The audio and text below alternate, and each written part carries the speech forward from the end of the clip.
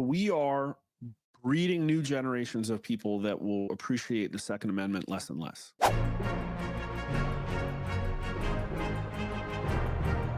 Then you have this. Reflexively, immediately, the usual suspects went out calling for gun control. And before we get to the main poll, I'm gonna do chat. I'm gonna look at a few gun control polls. In the wake of Charlie Kirk's assassination, some Democrats and gun control groups have had the unmitigated gall, good job, Washington Examiner, to demand more gun control. The Washington Examiner is a really awesome outfit if you're looking for good, hard, traditional news. Here's the message that they need to get through their thick heads. You are never getting it, especially when you are trying to disarm the people who are being killed. You're not taking people's guns away when they think there are violent, crazy shooters out there.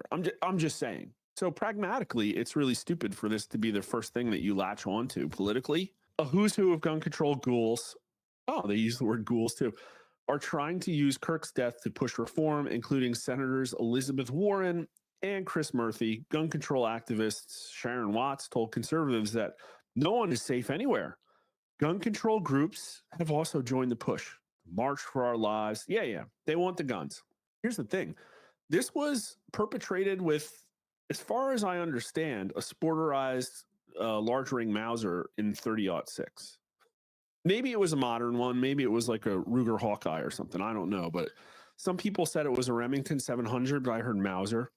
For people who don't know guns, this is a 130-year-old technology. It's a bolt action rifle. You shoot, then you got to, operate the bolt and load another round in the chamber. And it's a deer hunting rifle. Now, the Germans used them in World War I and World War II as their primary battle rifle. It's a 30-06, which is a pretty beefy round.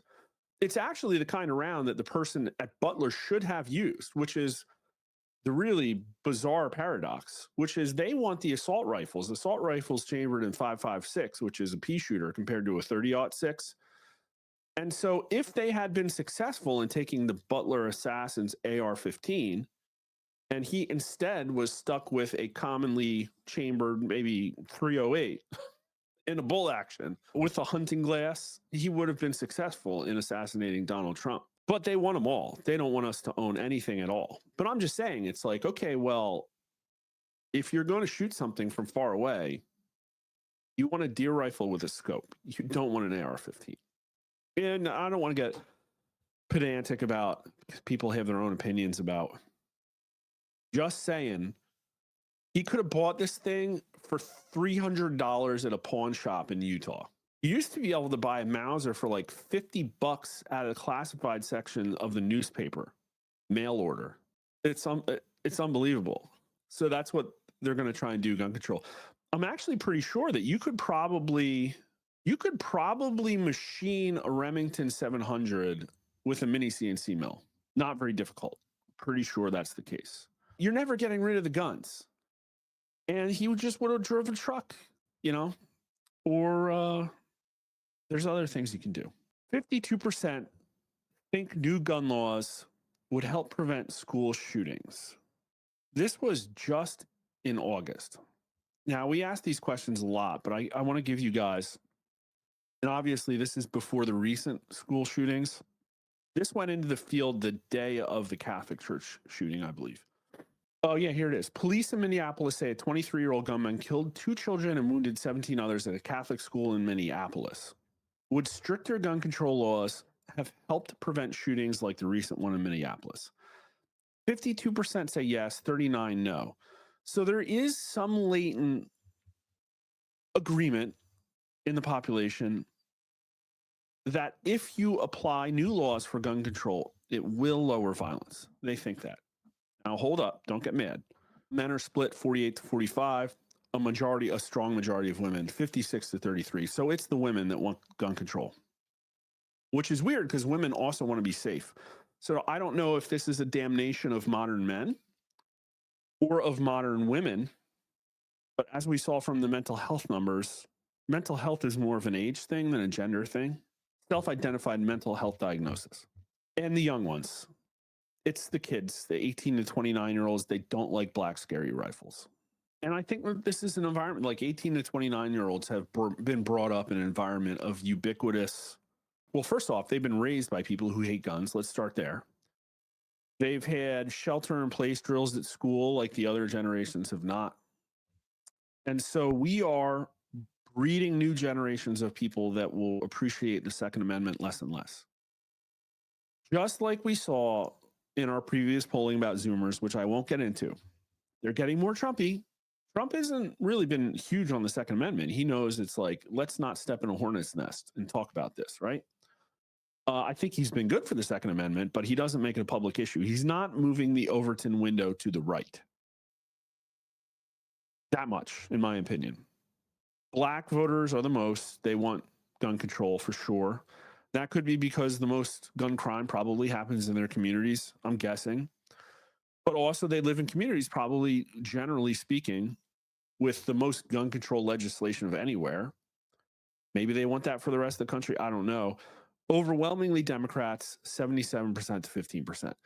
So when Elizabeth Warren comes out there and says, I want to go for the guns, that's not for you. That's for her followers. And it works.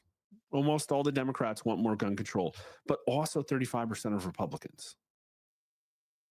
How can we understand that? And why is it the case? Well, probably things like this, which is closer to your opinion that the school shooting in Minneapolis should be considered a politically motivated act of terrorism, or that it was mainly caused by the gunman's mental health. Mental health wins 48% to 34%. You're going to see a trend here of people thinking that it's mental health. But the 18 to 29-year-olds are on the wrong side of this thing, and everybody else is on the right side. Could be noise, could be a smaller subgroup, a lot of caveats. We have more polling on this. I'm not going to get into all of it. Democrats are split 40 to 40, but 54% of Republicans say mental health. And the independents are actually stronger on mental health here than the Republicans. I know 50% is lower, but it's a bigger spread. Which would do more to reduce gun law violence in America? We've asked this question many times. Passing new gun control laws or stricter enforcement of existing gun control laws? 39% passing new laws, 50% stricter enforcement. So this is a signal that even though people do by a majority support new laws, it's this aspect of laws not being enforced that's more important, right? And that's the case. Like they look around at defund the police and Black Lives Matter and the consistent use of guns in the inner city that the Democrats refuse to crack down on this one, which is more to blame for mass shootings in America. So this was from, I think, a year ago. And we've asked this a few times too. And we get the same thing every time. 41% mental health. That's the winner. It's mental health. Access to firearms, 26%. Now, a lot of the people that answered this took it online. They saw all the questions. You know what I mean? Sure, there were some people on phones who were like, mental health. Oh, that's the one. And maybe they didn't wait to access to firearms. But look, the older people are the ones taking it on the phones. And they're more likely to say access to firearms. So interesting. Almost half of 40 to 64-year-olds say mental health. And if you think about like school problems, family problems, social media, those are all kind of mental health too. So it's like this person has a gripe, this person is getting bullied, this person has a lack of confidence, this person was brought up incorrectly. Those are all kind of tangential to mental health. What I'm saying is they're not access to firearms. And so if you add them up, we're talking 56, 70%, 70%, 7 in 10 Americans say the problem with guns is something other than access to firearms. And I've said this over and over again, and no Republicans come to me to use these numbers. They just don't. They would rather run from it. If they hear black scary rifle, they put their hands over their ears. And look at Republicans. Only 9% say access to firearms based.